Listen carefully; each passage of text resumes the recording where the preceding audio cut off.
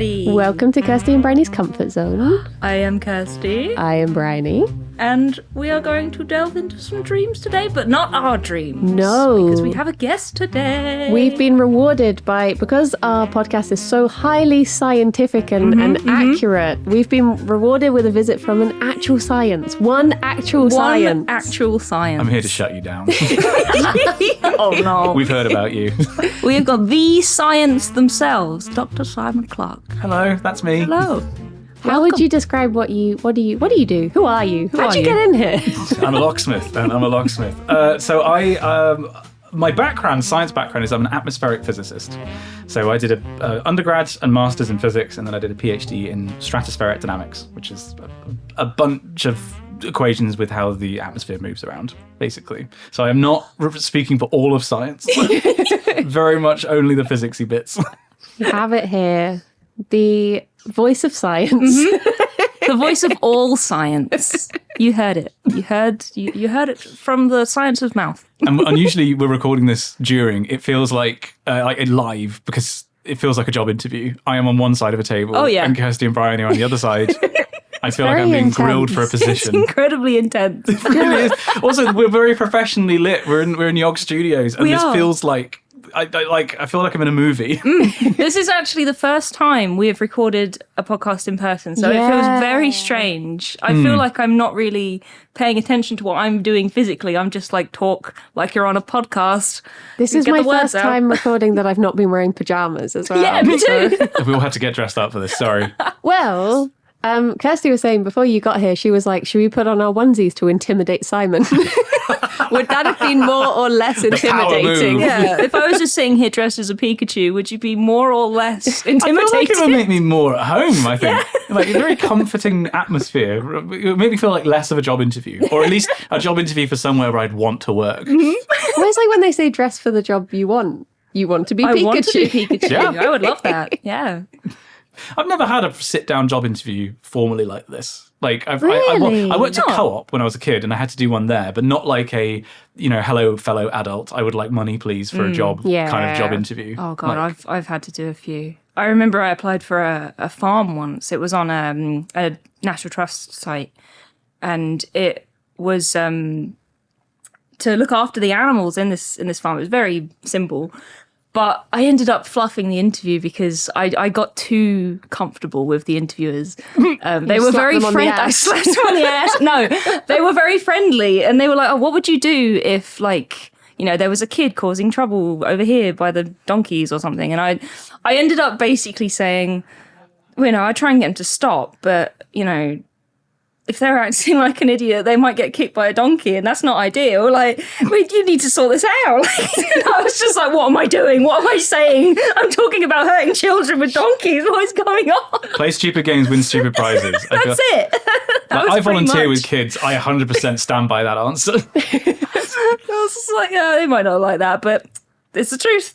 I think my last in-person interview was when I got the job at the vet, and they genuinely said the sentence to me, if you could ask this next question and not mention bunnies, what do you think? And I was like, oh my gosh. Because literally everything they said, they were like, what do you like about working with animals? And I was Bunnies. like, I have bunnies, so I like bunnies. As a bunny enjoyer. Yeah. I feel like that's a reasonable answer to that question. Yeah. So does that mean you've never sat down and been asked really weird interview questions then? No, I mean, when I did the PhD, I applied for multiple PhDs, they ask you scientific questions, but it's always describe your research. What appeals to you about this project? It's never if you were trapped in a burning room with an old woman and a baby, which one would you rescue? I've never had to deal with that kind of problem. Honestly, I think I prefer the scientific questions. I remember for my degree, when I had the interview at the end after submitting my dissertation, I ended up crying because I hated it so much. oh no. But even so, I'd prefer that than being asked, what type of biscuit are you?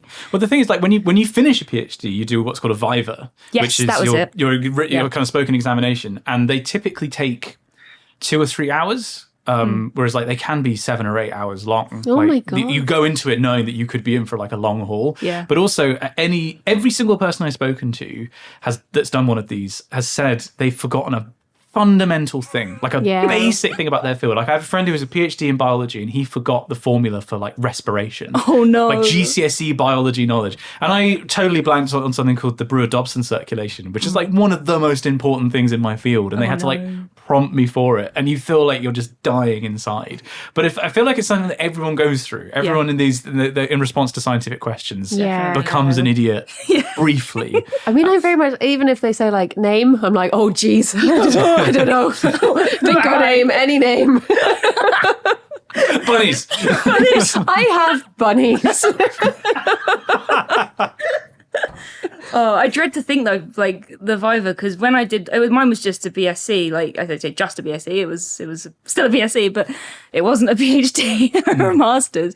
And we did a baby Viva, and it was only like half an hour, and that was bad enough. But it's still intimidating, like because you're speaking to people who are professors in this panel field. of like 8 people there sitting in front of us, and it was like I don't remember anything. That's the thing. We do this way in the UK, but then if you're in like in America, you have like an academic panel, and you give a presentation with an audience. Yeah. Like all your friends and family come to watch your thesis defense, and it's like. See, I did an art degree, so they just kicked us out at the end. They were like, "Thank you for the money." Good luck.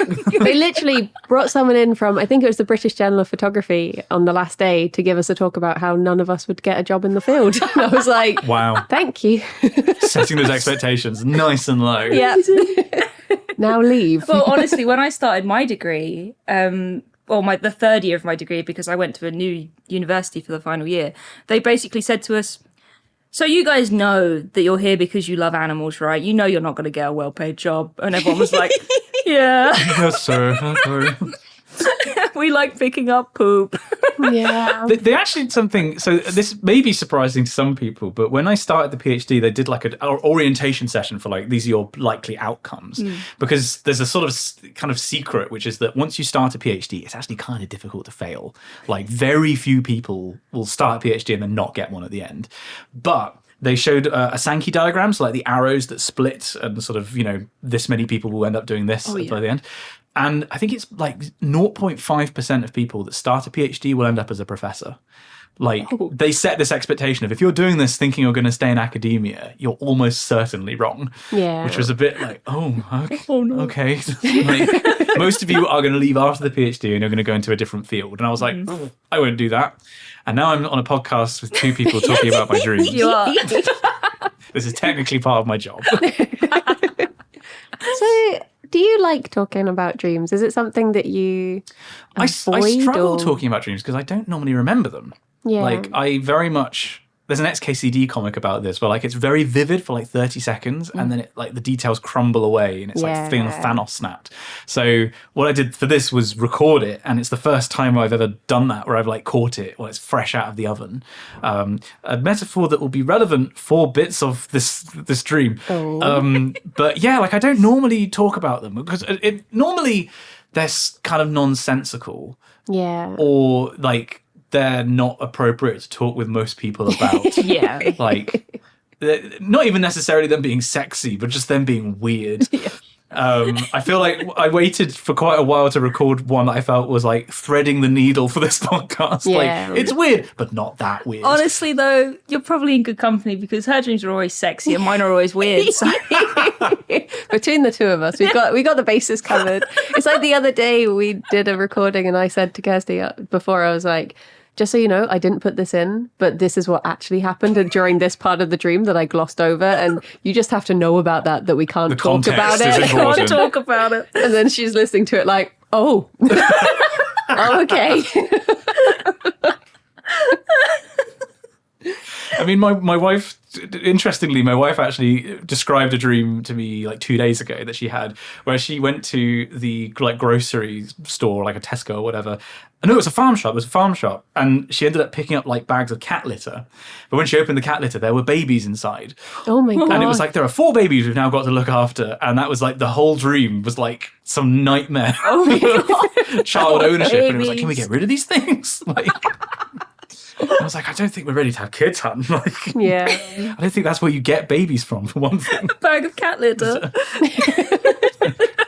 Don't let the cat piss on the baby. It's very good advice there. Yeah, This is why we have a scientific scientist advice. on. Exactly. It's very Don't let good your advice. cat piss on your baby. They're not very absorbent. No, true. Well, actually, humans are almost completely watertight, right? Like skin forms a watertight barrier. Like it Yeah. absorbs some water, but you're almost entirely watertight. So like, I suppose if a cat does piss on your baby, it's not that big of a deal. This is one of the things I've never understood, because when people are like, water dries out your skin, I'm like, wait, what? How?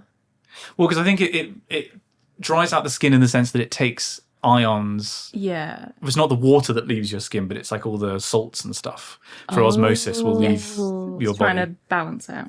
It's a semi-permeable membrane. I'm remembering my GCSE biology. Yeah, me too. I'm just having I'm stretched to my limit flashbacks. here.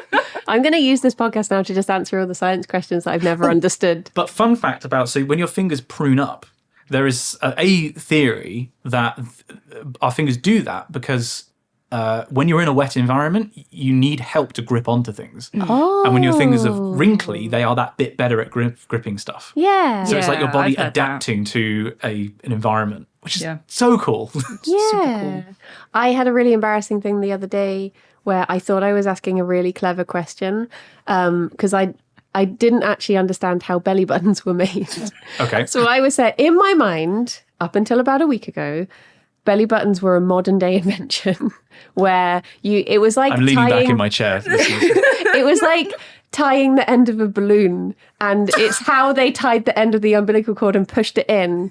And if you got a doctor who wasn't great at it, you get an outie, but the good ones knew to like push it the right way. So I, thinking I was being clever, was saying to Trot, so do you reckon cavemen had belly buttons? And he was like, of course they had belly buttons. Like, why wouldn't they? And I was like, what, really? In those days, they knew how? And he was like, what? And I had to explain to him, and he laughed at me for so long. You made a member of Hat Films look scientific.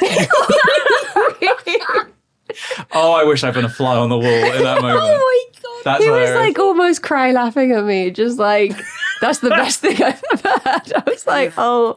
But I thought I was being really like, I've had a philosophical question I could ask you. Do you think cavemen's have belly buttons? Like, do androids dream of electric sheep? Do cavemen have belly buttons?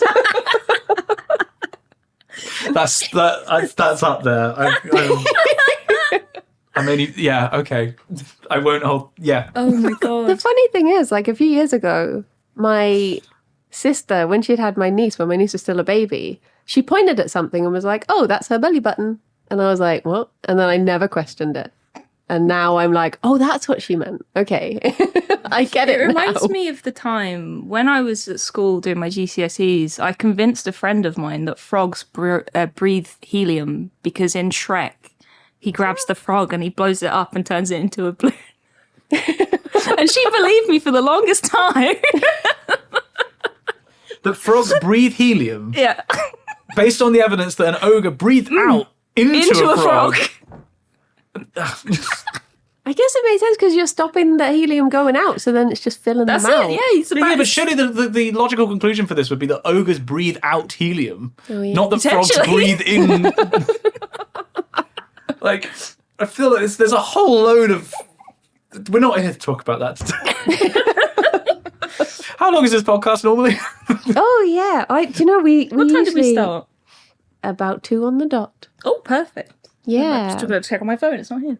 Yeah, because normally, of course, you can see the recording in Audition Yeah. or Audacity or whatever. Yeah, we're going in blind We got this to keep time. track. Ironically, the first time we can see each other. We're going in Going in blind. blind. Well, should we have a listen to your dream? Yeah. Okay, it is a 4-minute file. So, do you want to break this up into bits? 4's probably fine. Yeah, we're honestly. good to go through. Yeah. We're We have pros. some long, rambly dreams. I apologise in advance. I also can only remember part of this. So, here we go. So, I've finally had a dream that I can remember, and I've just fed the cat in the morning, so she's not going to scream over me telling you about it. So last night I had a dream about staying in a friend's house and for some reason making a lot of bread, like different kinds of bread. I think garlic bread was one of them. There were like 2 different kinds in the oven. And there was also a kind of bread that I was making in the microwave. And basically just, I kind of stayed up all night like, I remember getting to sort of 3 a.m. and looking at the time and thinking, but the clocks have gone back. So it's really only 2 a.m, so it's fine. And sort of going down and like just being up in like my room, wherever I was staying, I think it was a friend's house, and like working on my laptop and then coming back down and being like, yeah, bread's still there. and like checking in on things. And then at one point coming downstairs and the microwave was on fire, and it was like on fire from within. And then I'm looking in the microwave and identifying there was like a loose wire in the diorama that had now for some reason replaced the bread that was being baked in the microwave. There was like a diorama of a guy laying back and a few other people in like, almost like how you put people around a pool. And there was a guy who had like an arm missing that would be supporting the back of his head. And I was like, there's your problem. So let's not reconnect that arm and let's put this flaming microwave to one side. And then I think what then happened was it like got to the morning and I had to get to the centre of town, and I this is now getting to the point where I was straining to remember it. I had to get from where I was staying to the centre of town, and in order to get there most efficiently I had to go up a hill that was like 45 degrees, but I could cut through someone's house because I think either my wife used to live in the house when she was a student, or I just knew people that were in the house. So I went up and knocked on the back door, and I was like, excuse me, you don't know me, but I know that you can get from your back garden to this street. I think my wife used to live here. Do you mind if I come through? And the lady was like, yeah, of course. We sort of went through her little back kitchen and then up into her, like the kind of stairwell where the stairs were going up around the side. And I was like, I love what you've done with the place. And it was full of huge old brass scientific instruments. And I was like, I think that one's a hygrometer. And she was like, what's that? And I went, I don't know, because I don't. I just know that that's a thing. I think it measures moisture. And then there was another, like a big bulky brass thing. And that was like, it had like a name, like Big Bertha or something, or like Deer. Or I don't know. And there was another old lady who was there who was going to tell me all about it. And then like it cut. For some reason my dreams sometimes cut to like me being back on the street and hearing, I think it was my wife or it could have been someone else, being like, hey! So me turning around and looking up and seeing nothing apart from like a bank of terraced houses like, I don't know, 50 meters away. And me being like, where are you? And I heard her go, I'm here. And I remember saying in the dream, anyone on earth can say that, you fucking idiot. And then that's roughly when I woke up. So there you go. Enjoy. Oh my god. There we go. There's a lot to unpack there. Yeah. Oh my gosh. Well, Bryony's been flicking around in the book. Well, I was curious about the bread. So this is very short. It says, we are looking at our experiences and our basic needs. Oh. You need bread. I could have told you that. Yeah. I would assume that it would Garlic be bread bun especially. in the oven. I thought it would be something to do with babies. Yeah. Maybe. I wonder if But cooking is then in the here. microwave sets alight. And I gotta admit, I do not remember until just now that there was a microwave or a diorama involved. Have you been playing Plate Up recently? Yeah. Could it be this? No, I haven't even used a microwave much recently. Like, I do not understand why? why or how or why. Like, I like also that it was 2 a.m. and I was like, I better get a Just bit of start work making done. bread like, oh, the clock's gone back. I can make more bread. More bread. Bread o'clock. Yeah, so I don't understand a lot of this. Yeah. I feel like it was also kind of in Exeter where I went to uni, but also kind of not. It was Right. weird the way that dreams are when they're like half familiar but Yeah. half not. Somewhere completely different. What have we got? Sure. What are you looking at? I looked up baker because I wondered if that would be relevant. And it says, our creative ability may need to be enhanced or lightened in order for us to achieve success.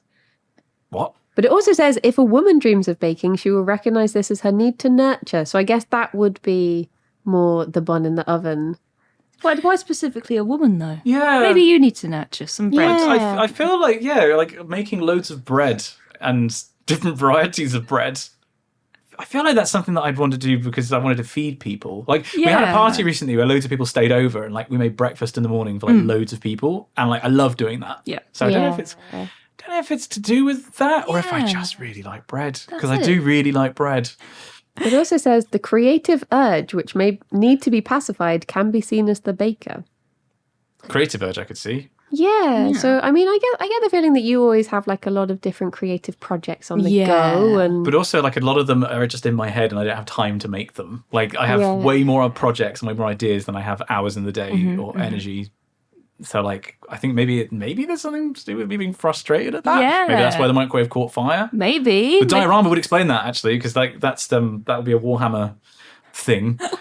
I was just like, my Warhammer diorama has caused my microwave to catch fire. It's stopping me from being creative because I'm trying to do too many Too things. busy playing Warhammer. Yeah. oh, it does say fire in a dream can suggest passion and desire in its more positive sense, and frustration, anger, resentment, and destructiveness in its more negative.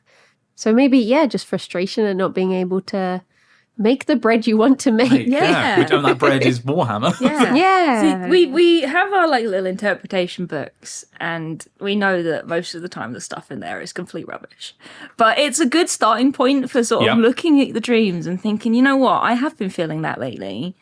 And maybe that is, something that's been So- on my mind. Like, so maybe you have I mean, I been. recorded this, maybe last week? Yeah. And I feel like I had a really busy period where I've been away from home like a lot for the past couple of months. Yeah. And this has been my first week, this week, where I've actually been at home for an entire week.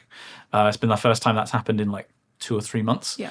So I'm wondering if it's part of me just like wanting to get into a domestic routine. Yeah. Yeah. Of making, make bread for everyone, make garlic bread Make garlic specifically for everyone, and don't use the microwave for it. I guess maybe there's an anxiety about me being bad about it. Oh. Or maybe the microwave could be like, if there's a project that because obviously sometimes if you don't have time to put a baked potato in the put it oven in for an the hour, microwave. you bung it in the microwave. Maybe there's a project you feel like you're rushing Yeah. and therefore it's on fire. I feel like Because that's you've not- everything. That is every one of my projects. Smashed it. Perfect. Like, give me more time. Yeah. You say about Yeah. being like away from home and stuff as well. You ended up dreaming about a house. But it wasn't which my house. Wasn't your house, but you said it was familiar in your dream. Like your Yeah, like partner lived there. but also like potentially being just in the town that I was familiar with, like where I Yeah. went to uni maybe, and yeah, like being definitely remember my wife being like around, and then also like friends I think from uni were there, as if it was almost like the aftermath of a party kind Yeah. of vibe. That's interesting. I've kind of been finding lately, because my dreams have been about like my old houses and old places I used to live and stuff. And I found that a lot of those have started sort of bubbling up because my parents have moved away recently. So my sort of routine of them being near has been disrupted, and maybe sort of maybe something similar with you, with like you've been away from home, you've been Yeah. busy, and like in your brain you're like, this is familiar, this is latch familiar. onto it, yeah. Latch onto it and make bread for it. Like that. Also, I'm presumably in a strange environment. It's not my house. What I decide to do is just make a load of bread. I feel like if anybody came into it's a total stranger came into my house and I was like, "What are you doing?" But they were making bread. I'd be like, "Well, carry on. Yeah, That's fine. thank you." Save me some. Why is my microwave on fire? Do you know, people say like, oh, video games are bad. I think it was actually Playtop that taught me that if you put nothing in a microwave, it will set fire. It could set fire. I didn't know this until I thought Alistair was just winding me up. And then I came in here and I do you remember I set off the microwave and Lewis came over like, what are you doing? There's nothing in the microwave. And I was like, yeah. And he was like, it'll catch fire. I was like, oh, that's real. Oh, It's a real thing. so there you go. Games are Also, if you just educational. waft your hands at like grease on the floor, it does disappear. True. No, I was a kid that did a lot of experiments with microwaves. I was like putting forks in there and watching my the God. Oh my like god. watch the electricity arc between each one. And I remember discovering this and getting my mum to be like, "Oh, look at this," and like doing it. She was like, "What are you doing?" So you're accustomed to setting microwaves on fire. Yeah, then. apparently so. It's just a thing. I think the worst thing I did like that as a child was when my mum told me not to stamp on cartons because they'd explode, and I was like, no, they won't. And so for some reason, I had a chocolate milk carton, and I blew it up, and I stamped on it in the living room, and it went up the curtains, and I was like, Mother was right. That's how you get ants. That's Do you want ants? I'm looking up old woman to see why you shouted at an old woman. Well, no, I didn't shout at the old woman. There were two old ladies who were in this house together, and I shouted because I was trying to find my wife, who was being very indistinct about where she was. Yeah. Which is also a very her thing to do. For me to ask a question and her to give like a wildly incoherent piece of information that's perhaps an answer to another question, but not the question I asked. So that felt very on brand, that part. No, I didn't shout at the old woman. I asked respectfully if I could use their house as like a cut through for this hill, and they responded as if, yeah, this happens a lot, you know. Come through the scientific instrument room. My dad will tell my mum off for that all the time because she does a typical thing of if someone's in the toilet, she'll be like, "Is that you in there?" And my dad's like, How can you not answer that as yes? Like, of course it's me in here. Whoever's in here, it's me. I love that this house was also full of all of these big brass instruments. Yeah. And you're like, oh, that's this. And she's like, what? Yeah, I was like, I don't know. What's that mean? I don't know. I looked it up afterwards. A hygrometer is something that measures moisture. Oh my God. So that was probably good. It was like, yeah, I have a kind of clear image in my head. It was like, you know, brass but wooden bits and like the kind of thing that like a 19th century Like really gentleman old school. scholar would have. Yeah. Like, this The thing measures they the like Earth's finding magnetic on field. Bargain Hunt. They love finding those sorts of things. Yeah. But then like apparently something called Big Bertha or something. It's not quite Mons Meg, but it's like I don't know what to make of that in particular. There's obviously some scientific instrument that's looming large in my head. Perhaps this is my desire to want to go back and do research. Maybe. And, you know, Yeah. go back and do science. It says a group of old people. Is two old women a group, would you say? A couple. A group of old people often appear in dreams. Usually this signifies the traditions and wisdoms of the past. Oh, okay. Things sacred to the tribe or family. So that potentially with the scientific instruments could make sense because it's like this is something the traditions of academia and me wanting to enter into that house to get and the dream cut out. Well, there was like a jump cut in the dream before I left the house, so I wanted to enter but not leave. Yeah. So what if I want to? I can't believe I'm talking myself That's into it. this. See? You're Like, getting it. I'm entering, wanting to enter back into academia and do something with Big Bertha.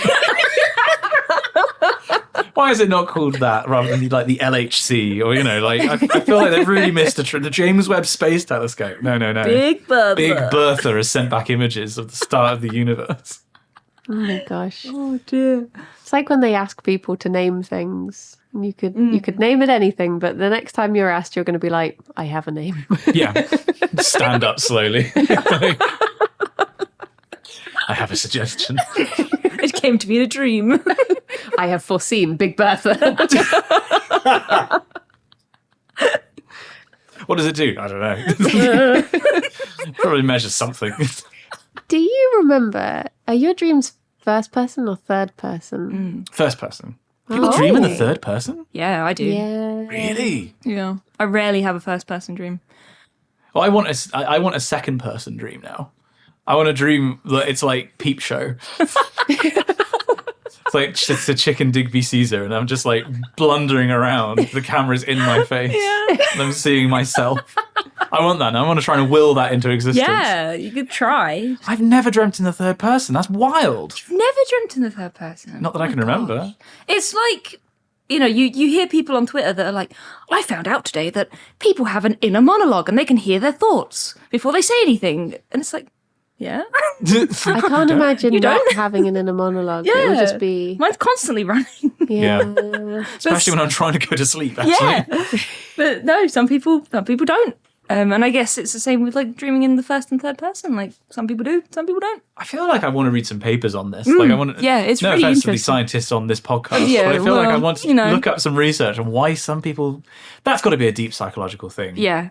right? For well, sure. apparently, a lot of it can be to do with, I guess, like the media that you're used to taking in. Because there was a time when people would mostly dream in black and white because that's what they were used to seeing and like how stories were told to them, sort of thing. So it can Because differ. there's a theory that we dream because it's like in machine learning. You have a bunch of data that you fit a model to, but then what you do is have some data that you keep separate to avoid overfitting. And there's a theory that we dream, and what we're dreaming is effectively creating new data so that we don't overfit our brains and like our neurons to the experiences that have just happened to us. So it's like disrupting and making, I guess, being more creative. It's like meaning that you don't just fall into doing the same thing over and over and over again. Yeah. So like the fact that someone might choose to do that in the first person would make sense because it would be your experiences. Yeah. But third person is like you're used to seeing your entire life from someone else's perspective. Yeah. Yeah. Which is kind of interesting. I've said in the past, like, even when I'm awake, like, obviously, if I was to sit here and be like, obviously, I'm in the first person because I'm looking out of my eyeballs. But if I think back on a memory, often it's not in the first person. Like, it will be in third person. I'm like, right, I was sitting there, they're sitting there. And I don't think of it as, like, me looking out on other people. Like, so it's the same with my dreams, I guess. Like, I think of waking life like that, and dreams just happen to be the same. It makes sense. It's kind of weird. I don't know why I do it. That is wild to me. Yeah, I just always have. But I guess it's like for me finding out that I had aphantasia through Twitter when someone, do you know about It's aphantasia? just the inability to perceive objects in your mind. Yeah. And I just thought, because it's like, you just assume everyone does the things that you do. So I always thought if someone said like, oh, picture this, I thought that's just a turn of phrase. No one actually pictures it. Yeah. And then I saw a thing on Twitter where someone was saying like, I just found out I have aphantasia because I can't do that. And I was like, wait, what? People do this? And then I made the mistake of talking to like a friend of mine who's like, yeah, I can picture like if I think of the beach, I can smell it, I can hear it. It's really like strong for me. And I was like, okay, shut up.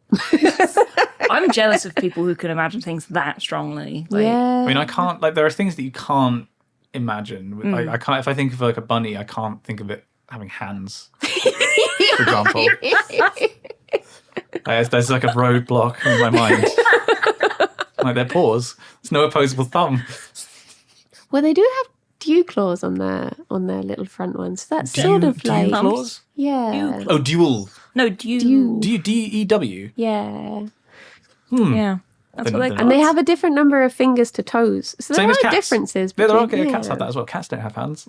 Yeah, they do. Yeah, 'Cause they how do. else No, do they they knock don't. things off of tables? Yeah, they knock things off tables. And my They cat, bat he things holds off. my hand. He squeezes my hand with his hand. He wouldn't do it with his foot. So It's a paw! I thought I'm taking crazy pills. It's a paw! Someone's going to clip this and put this on the Yogscast subreddit. I know it. It's a paw! It's not a hand! I don't know. I thought we got a scientist on today. I'm half tempted to make a big video essay about this. Like, what is and is not a hand? I would. I want to interview actual zoologists about this. Funny you should say that. Hello. Remind me, what was your degree in again? Not zoology. Animal management, which is the same thing, but domestic animals. Part And I of can managing confirm is holding hands. that my cat holds my hand with his hand. That's right, Your Honour. At the scientific court of justice. Sustained.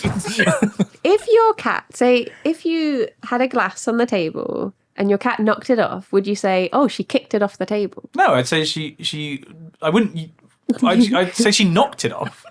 I wouldn't also say she handed it off the table.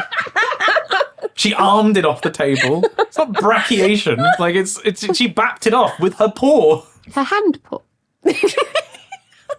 Her paw, or a prickly pear. It's a paw. This feels like a chicken and egg argument. Yeah. But came yes, so first? the whole, going back to where we originally started from, the inability to imagine certain things, but yeah. like being able to imagine stuff. But like, I feel like that's a common human thing, right? Like, you just assume, and there are so many things that you do that people don't talk about. Like, I have a friend who's a YouTuber who wanted to come up with like a line in a video that was ridiculous, and so he made this. He's in a team of 3 people, and he made this joke about how, like, oh yeah, let's say someone stands up to wipe after they take a shit, and the other people in his team were like, you don't. And then he did like a Twitter poll, and it was like 50% of people stood up and 50% of people stayed sat down. Yeah. But it's just not something you Stand up? ever talk to people about. Yes. That's the thing, because like I remember reading an interview with David Mitchell about he did a scene in Peep Show that he had to be on the toilet for, and he said he all of a sudden got really scared to do it because he was like, "What if I do something that I think is normal?" Yeah. But everyone else is like, "Sorry, what are you doing?" sort of thing, because you don't know like what feel is like- normal in I that think private that's what a lot zone. of marriage is. It's opening yourself up to being like, oh, I'm a fucking weirdo. Or I've married a weirdo. Yeah. Why don't you? Oh, yeah. Like, why do you wash your toothbrush like that? It's a conversation we've legitimately had. Yeah. For me, it's that Alex likes to leave his slippers in the middle of a room. Oh, And I'm like, why would you put them there? He's like, so I remember them. I'm like, just remember them. Pixel Wife does this thing where she comes home, she takes her shoes off, and she puts them immediately in front of the front door. I do that.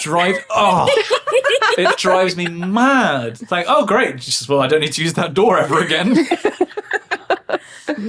Usually I put stuff in front of my door so I don't forget it, but I don't think I will forget my shoes. But This sounds like Maybe I an excuse. will. This is crazy behaviour. Like, I get, like, put them next to the door. Put them... doesn't work. Just doesn't work. hang them, tie the shoelaces together like you're a drug dealer and put them Put them over on the there. handle. Oh, that would work. Yeah, I had a crate of Coke, like that. Not Alex, not like Coke. Okay. I had some Coke. And then you strung the shoelaces And together. I strung the shoelaces. I threw it over a power line. No, I had some cans of Coke at my door, and I was like, oh, I'll take it next time I play D&D. They like drinking regular Coke. Well, I don't drink it. I drink Diet Coke.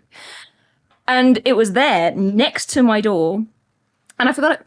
So Yeah. I had to then push it against the door, so I could not physically open the door without moving this Have Coke. an NPC moment of like, Yeah. why is it not Why working? can't I get out? Oh, I need to take that.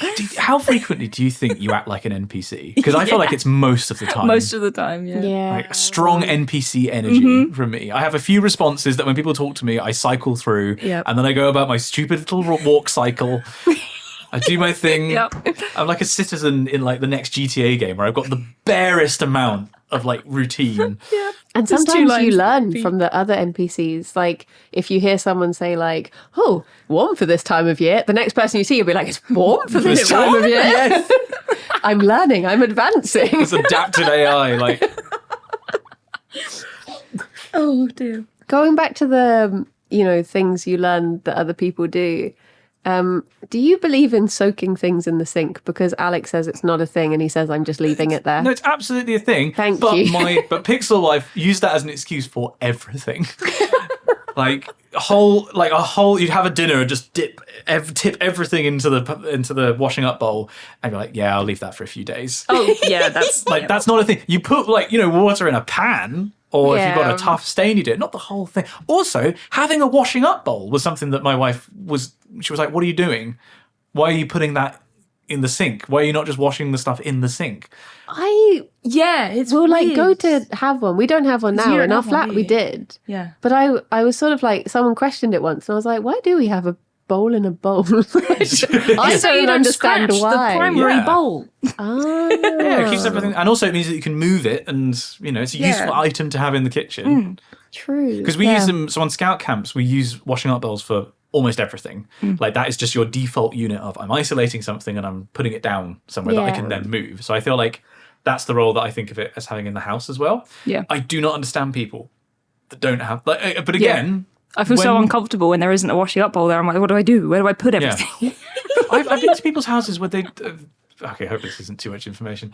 Been to people's houses where they don't have toilet brushes, and I'm like, you barbarians! Yeah. What are you doing? Like, what happens when you need a feel toilet like brush? Toilet brushes are probably one of those things that are going to split the room again, because a lot of people don't like toilet brushes because they're not very hygienic at all. I'm not using it to brush my teeth. The only bit of the toilet brush that touches anything that is unhygienic is the same bit. It's true. It's animal. You're not wrong. Oh no, I guess I'll pick it up this way round just for, just to mix but- things up. As a scientist, can you confirm that the germs on the bottom of the brush are going to migrate to the top of the brush? They're not just going to live on the bottom. I mean, I can't confirm or deny that because I don't know what the migratory patterns of bacteria Why are do you like. not know? I don't know how far they go. I don't know what their generation time is. It's like, I saw this advert the other day that was for it was saying like, things will jump out the toilet when you flush it and land on your towels and this and that. Yeah, 'cause you're supposed to here's shut the lid, Yeah. yeah. They were like, here's a thing that will cover up the odor. And I was like, but the germs are still there. Just close the lid, They you just smell barbarian. nice. Why are you doing this? Yeah. It's like, my fecal towel smells delightful still. Towel. Delightful aroma, darling. Lemony fresh. What's wrong? I'm sure they did that on Mythbusters. They put some like toothbrushes next to a toilet and kept Oh, flushing yeah, it. And I'm yeah, yeah. sure I swear it jumps that like 6 foot in the air or something. Something. Like I have that. heard this. It was like you're never supposed to use your phone in the toilet. Oh dear. Everyone immediately is like, Oh. because like your What else are you fecal supposed to particles do? are just adhering to this, like coating your phone. How else am I keeping myself entertained? Yeah, I can only read the that- shampoo that- bowl so many times. It's that meme of like Dr. Manhattan on Mars. Like when you forget to bring your phone to the toilet and you're just there like sat in a wilderness. Like this must be what my ancestors felt like. Yeah. I mean, I feel like what this is ultimately boiled down to is binary stuff. It's like things that people do and don't do that we just do not talk about. Yeah. Like Marmite is like probably the most famous example, but I'm sure people's houses are full of these things. Yeah. Or like, I don't know. Definitely. Well, it's like I remember in my nan's day, it was common to have like the carpet around the toilet and Yeah. stuff like Oh, that. God. Whereas Even when I see that, I'm when like, I was "Ooh." a kid, my parents had the toilet rug thing. And now I'm just like, if anyone's got one, I'm like, ugh, I don't want to touch that. Just kick it out the way. That's a fecally rug. Fecal rug. Although, how do you feel about my squatty potty? I like the squatty potty. I'm sorry? I want one myself, honestly. I have a squatty potty. Right. So a squatty potty is like a footstool that wraps around your toilet and it lifts your knees up so you're pooping in a more natural it's like the way. bricks that you can put. I've always wanted to try this. They're Come very and good. poop at our house. Yeah, go poop at Brownies. Come on over, take a shit. Like, Oh my gosh, it's like every time I go around Trot's, because Trot has this fancy toilet and it has like a built-in bidet. I've never used a bidet before, Right. which is another like quite divisive thing. Every time I'm around his house, I'm like, come on, need to go. And I never do. I'm just there like, we just again? run to his house and knock on the door. There's no time to explain. I like what he's done with the toilet. place. Nice scientific instruments. His toilet is so fancy. Like literally, it's got a sensor, so if you go near it, the seat opens. And I went into his bathroom to just change my t-shirt once, and the toilet opened, and I was like, well, was like, it'd be hello. rude not to. I found myself just going for a wee out of politeness, like, oh, thank you. And it's got like a heated seat, so I was like, Oh was my someone God, I just didn't realise on that Trot this? was so into his Oh my toilet. gosh, his Fancy toilet is toilets. amazing. Just go around his house, see if you can use his toilet. It's the fanciest toilet I've ever used. I went to Korea for a conference once, and I had like a toilet that had like a command, imagine like a captain's chair from Star Trek. Oh It had my like the God. command buttons on Like the a sides. keypad on the side. And I like got Google Translate out to try and see what they were, and it was not helping. It was like, this one means waterfall. And I was literally, I went and I was like, let's give this a go. I just pressed a random button. I used that toilet once. I was not willing to risk anything else going on there. I remember, I think Alex asked recently, because we were around Trots the other day, and he was like, when you throw up in the toilet, do you use the bidet to rinse your mouth? Got like a dog drinking. Got to get rid of the taste. Oh, that's Double horrific. purpose. I'm not sure if I'd like a heated toilet seat because that feeling when Yeah. someone's been on the toilet and you sit down next and it's still warm. That's It's Oh, like, I know what because you're I doing. didn't know Like, it I was. don't want to feel It's that feeling of they've been here a while. Yeah, someone's been here and they got comfy. That was like a thing, like in British public schools, like 100 years ago. You'd have like older boys would find younger boys to sit on the toilet for them Oh, to really? warm it up. Can't remember the name of it, but there was like a name for my this God. this like thing. It was a bit like sort of the system in ancient Greece, where like have like warriors take on like younger boys and stuff. But it's like just sit on the toilet for me. Sit on the toilet for me, boy. I remember when I first went to Norway, I made a man sit on the toilet. No, I didn't realise it was quite common to have heated flooring in the bathroom there for when you get up in the night. And I was like, that was nice. That's very, very nice. Having it on your little Yeah. feetsies. I'm now analysing like things like my daily routine. And I'm thinking, am I a weirdo? Like, do I do things that like going to bed or waking up? Like something that I've started doing that it's not necessarily controversial, but I'm really glad I've started doing is not having my phone in the bedroom. Yes. That's Like- a good idea. I don't do that. Because it means you actually have to get up. If I want to know what's going on in the world, I have to Yeah. actually get up. And Yeah. like, getting up is the hardest part. As soon as you're scrolling on your phone in bed, like, Yeah. on your, I would yeah. probably benefit from that, honestly. I'm awful though. Like, You're naughty for screens in bed. yeah. I say this as if we share a bed all the time. We share a bed all the time. Oh, she's terrible. She's so bad. But no, I do. I'm really, really bad, and I'm just as bad at getting back up in the morning. If my alarm goes off, I snooze it constantly, and I have to throw my phone to the other side of the room before I go to bed. Otherwise, I will pick the phone up, turn off every single alarm, and then go back to sleep. Yeah. Get a cat. They will not let I've got you a sleep cat. in. He's very good. He's very well really behaved. polite. Yeah, he's very polite. He sits next to me until my eyes open, and at that point he's like, right, you're awake now. And then he'll start smacking me on the head. Oh, Susie, but I have to open my eyes first. We lock Susie downstairs, and this is a 10-year-old, quite slender cat. And as soon as we wake up in the morning, you can hear her from down a flight of stairs just going, ah! Like, and they'll be like, it's quite funny how a cat can convey emotion, even in a meow. Because sometimes it will be like that, and sometimes it will be like a, ah! Like, come on! And then there'll be like a desultory, like, ah! And she won't stop. She will not stop until you go down and like open the door. She'll cuddle with you for a minute, and then she'll demand to be fed.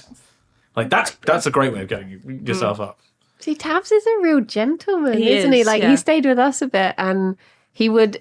I opened my eyes, I woke up, and he was just there waiting. And then it was only when I tried to close my eyes again, I just felt this little, like, paw back. And I was like, I'm sorry. Okay, I'm He's getting very up. gentle. Yeah. And he waits until he knows you're awake before trying to wake you up more. Oh, bless him. Although I say that, he's very good with you. He's very good with me. When he stayed at Kat's house, Cat Strike... She a bad influence. Well, he was just very naughty. He was constantly waking her up like 4 a.m, like gosh. smacking her around the face. And I was like, Tabs, what got into you? Does she have this with other animals? Because you know how like some people just have like bad reps with animals for some reason. She's very, very good with cats. Like, Just this incredibly good. But Tabs was just like, I can take advantage of this. I have a friend who has a Dachshund, and this dog is very friendly with everyone. But as soon as it looks at me or like goes near me, it's like giving me evil eyes. And as soon as I move an inch towards it, like he'll tolerate me if I've got a treat, but in any other situation, he'll just like this tiny Dachshund will just start growling at me. Oh no! And it's like, why me? What have I done? It's so funny to see how like different animals react to different people. Back when I worked at the RSPCA, we had a dog in who he was, you know, for like senior members of staff only because he had behavioural issues. But he was a very lovely boy. Once he knew you, he was fine. But he hated the boss of the whole centre. He could not stand her. He saw her car, he would go mental. He saw her children, he would go mental. Yeah. He saw the horse box, he'd be like, it's her horse box. And if he saw her from like the other side of the site, he'd be like, there she is, that woman again. It's just like, oh god, there she just wheel her away. It's like, what have I done to earn the ire of this animal? Yeah. Like, they found out I don't have a toilet brush. They found out like one of these social things. That's it. We used to have a dog like that would come into the vet quite regularly. She was this tiny, ancient Yorkshire Terrier, and she would try and bite you all the time, but she had no teeth left, so it was just like, oh no, you got me. But she absolutely hated one of the vets, and she was always the one that would be free when she came in, and she'd be like, hello, and the dog would be like, she's just like, yep, okay, yep, let's get on with it, shall we? But the dog would like let me pick her up and cuddle her, and everyone would be like, how are you doing this? I'm like, Yeah. It's funny. It's like Tabs as well. When my cat was in rescue, like because I adopted him from the place I worked at, he was really scared. He would bat at people. He would hide all the time. But he liked me, and I was like, oh my god, I love him so much. And I ended up adopting him because he just like warmed to me, and I was like, oh, I need to take him now. It's so nice when they finally like, you know, warm we up to got you. that But, with, but then there are people that they just hate. with Genevieve, when we adopted her, she was so grumpy, and she would like lunge at you and bite you. And it was only when I understood that she hadn't been around people before, and that was her way of saying, I like your cuddles and your company, please stay. But her way of telling you that was, I'm going to bite you so you know I'm angry at you, sort of thing. And I just remember one time she bit me, and I just went into the bedroom where Alex was. I sat down on the bed and I was like, she hates me. Aw. But then from then on, she just like, once I understood her, she became like the cuddliest bunny in the world. We would like nap together every day. And as soon as I got home from work, I'd lie on the floor and she'd hop over and she'd flop into Little Spoon and we would just fall asleep together and stuff. So I'm getting there with our cat. Like Susie, we adopted a couple of months ago, and she's still at this point where she'll demand cuddles. She knows that she wants attention, but as soon as you reach out, she'll be like, "No, what are you doing?" Yeah. It's like, you call me idiot cat. Like, and as soon as you pick her, you can hold her like a baby. Like, you can put her on her back and your arms, and she'll be like, "Oh yeah, this is great," and like, sit on your lap for ages. But up until she's still, there's this gap where like she hasn't learned. Yeah. It's like a dog not wanting you to throw, not wanting to drop the ball so you can throw it again. Like, she's still.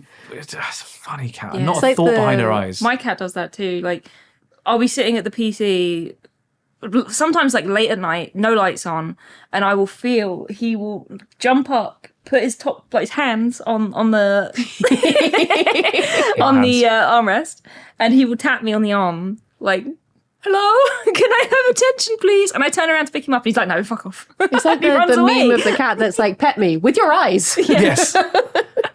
Oh, it's infuriating. Or like, she'll hide under tables. She'll like, meow at you, and then as soon as you come close, immediately hide under a table. Yeah. Like, I don't get it. It's also the fact that like she stares at you and she has eyes that point in very slightly different directions. Like they're very slightly outwardly looking, and so she looks at you with this like not fixed stare. She's like, "I can see through time." That's crazy. Like, it just definitely adds this image of like, I don't think you know what you're doing. Like, I love cats are just such a like loose cannon, Yeah. aren't they? It's like I was looking after one of my friend's cats recently, and I got there in the morning on time to feed him, and he was there like, "Meow, meow," and I put the food in his bowl, and then he took one look at it, and he was like, "Okay," and he walked off. I was like, "You just wanted to check I was going to do it or something? Were you not hungry?" I've been satisfied. You Mother get the did not lie job. to me. You're a funny little beast. Yeah. Do you think pets do things that are like the other cats don't talk about, but like if they knew, like, Probably, because sometimes you do get like, typically I think if you have two dogs and one is like more affectionate than the other, or like if you have a dog and then you get a puppy and the puppy will be acting so goofy and the dog's just there looking like, "No, I'm grown Yeah, up. yeah. I can behave. Look at me sitting. I'm so good." It's like, what's the cat or dog equivalent of standing up to wipe? Like, Yeah. like, do you get dogs that don't lift one leg up to pee? They just sort of kind of like do a downward dog I guess or like, something. It'd probably be like when they scratch against the wall to bury the poop, and it's like nothing's getting buried. You're just scratching Yeah. the wall. It's like, but you don't scratch the wall. What happens to your poop? Poop. Susie did this thing exactly that, where we had to change litter trays because you get in the litter tray and then poop off the side of the litter tray. Cabs does that. And then look at it and be like, "Yeah, great job Yeah. done." Like, give it a bit of a rake with her paws. And then get out of the litter tray and be like, "Oh, I wonder who did that." And then walk away. Like, I'm imagining like a council of cats watching. It's like, what the fuck are you doing? I was going to say, Weirdo. I bet Tabs would not admit to the fact that he poops off the side of the litter tray to other cats. honestly, like the intensity that the bunnies will sniff their own poo that they've just done on the floor, they're sort of turn around and be like, "What's this? Who put this in?" And I'm like, "Oh, I wonder." They are little pickles. I wonder if there is like a divide between litter box cats and outdoor pooping Yeah. cats. They're like, Definitely. you go where? You poo inside? Your humans don't pick up your shit. I make sure I look at mine when they're doing it to make sure they're doing it properly. And then I jump on their lap and rub it all over them. I've been trying to build up a collection of mine, but they keep taking it away. I'm finding new places to store it now. Our cat, Susie, has started this thing. We have to be very careful. She's been peeing on our welcome mats. Oh. Which, To welcome people. presumably, but you don't notice because it absorbs it. Yeah. So there's no puddle or anything. You're like, "What's that?" She's pissed in the like. It's the worst place for them to possibly do it because it's like a perfect crime until it suddenly starts smelling. Yeah. amazing. Oh, jeez. It reminds me of when Tab stayed the first time and I was home alone. So I weed with the door open and he walked in and I was like, he's going to tell Kirsty that I have abused him. Like I've let him see this. And she's going to be like, what did you do to my boy? He's going to be traumatized. like Skippy. Did you watch Skippy the bush kangaroo? It was Oh like yeah, what's remember that, that. Skip? Was that Skip? Like the cat comes and just meows, and it's like, she did what? She pissed with the door open? No. But then Down the well? I had like both Mochi and Ripley staying, and they both just wander in, and I'm just like, okay, I'm used to it now. Yeah. It's company. The problem with Tabs is if you close the door, if you close any sort of barrier, he will then start clawing the carpet. So you can't piss Yeah. in peace. Because he'll be on the other side of the door like, what are you doing in here? Mother, let me in. I need to come in and lick my butt. I picked a bad time to drink. Good grief. Because like the bunnies are downstairs and we've only got an upstairs zoo, it's never something I've had to worry about. But genuinely the other week I was on the loo and I'd left the living room door open and Fionn came up to the top of the stairs and she just looked in and I looked at her and we were like, we just won't talk about this. And then she just turned around and went back down. We were like, okay. Oh dear, how long have we been going for? I guess it's time for us to wrap up now. Not a huge amount of discussion of dreams, actually. Just This is how it goes generally. In conclusion, put more time into your, the projects that you want. Don't set fire to them. Yeah. Don't try and make bread in the microwave. I feel like it's probably a good takeaway Yeah. from this. Yeah. That's it. Get a nice oven instead. Get a Focus routine. on your favourite bread. Yes. Give it time to prove and all of those other things that I learnt on Bake Off. Yeah. So I really want to make some bread now, like Yeah. for real. Yeah. Nice focaccia. Where can people find you? Not your home address. I was going to but say just my in address general. is 7. People can find me on YouTube as just Simon Clark, and I'm on Twitter and Instagram at Simon Oxfizz, and I'm on Twitch at Dr. Simon Clark because brand consistency is not a thing. True. And he's very good at answering random, definite scientific questions Oh, yeah. Yeah, as if you want well. to raid my Twitch stream, please be my guest. Yep. I'll do If you my have best. any scientific questions for Dr. Simon, feel free to tweet them. Scientific in about 8 quotation marks. Yes. Do bunnies have hands?